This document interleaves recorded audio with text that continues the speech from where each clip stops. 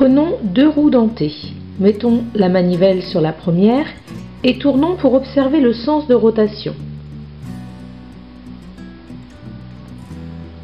La roue menante, donc celle qui a la manivelle, tourne dans un sens. La roue menée, celle qui est entraînée, celle qui n'a pas la manivelle, tourne dans l'autre sens. On peut donc conclure que lorsqu'il y a deux roues dentées, le sens de rotation des deux roues est inversé.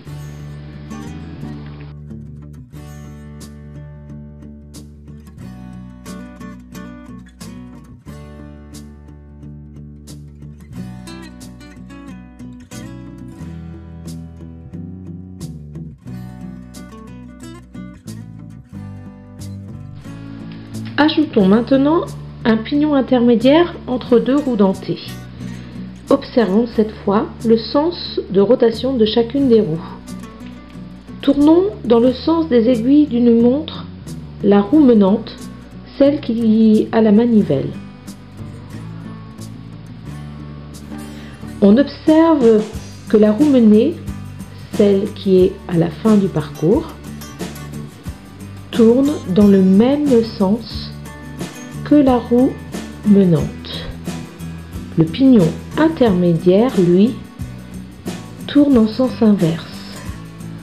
On peut donc en conclure que le rôle d'un pignon intermédiaire est de faire tourner la roue sortante du même sens que la roue menée.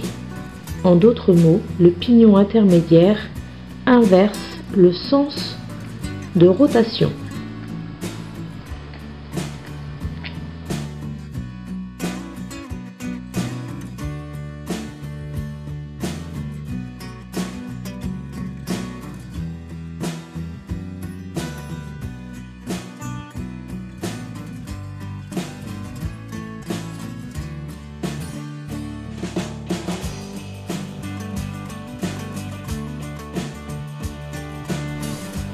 Choisissons une grande roue menante et une petite roue menée.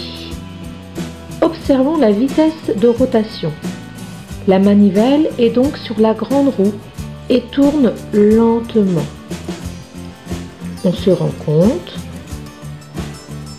que la roue menée tourne beaucoup plus vite.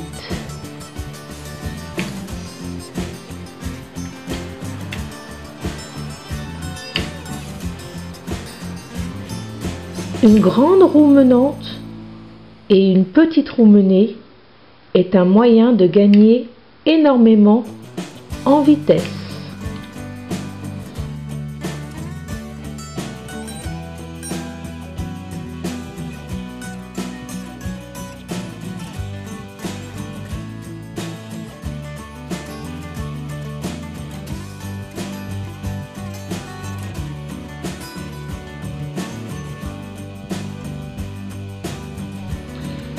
Cette fois-ci, c'est la petite roue qui est la menante.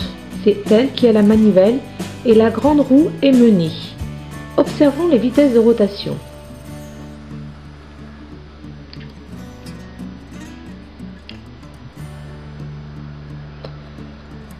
La roue menante, la petite, tourne beaucoup plus vite que la roue menée.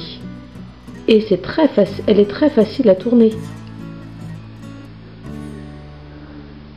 Il faut faire plusieurs tours avec la petite roue pour avoir un seul tour avec la grande roue.